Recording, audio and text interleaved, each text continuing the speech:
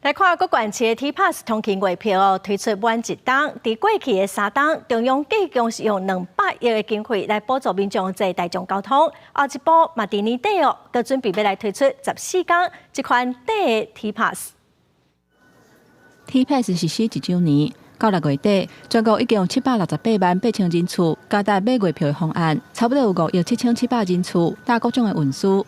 交通部后一步要推行无超过14天，时间较短的 T-Pass， 按照年底进行试办。那这个方案的话，在6月25日公路局也都跟各县政府召开讨论的一些这个执行的一些过程。那预计在今年的12月底可以来试办推动。T-Pass 3年投入200亿，以拍3折至5折的优惠，提升民众通勤搭公共运输的意愿。不过运量提升，运具或者是人力煞无一定对得到。国民党立委林派上激励，每一天差不多有4万的家人坐国道客运的往回，不过司机欠人，车帮少，地处车头排队，常常排到路长。如果我们的国道客运没有办法顺利的去符合这大众运输的功能的话，是不是变相的要逼大家去开车呢？我们把驾驶的那个年纪从65岁提高到68岁，让有更多人可以来担任。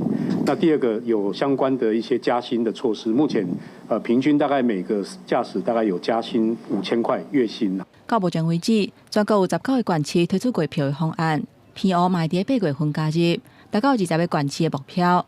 也若 T-Pass 未来敢会继续来推动，嘛受到大家关注。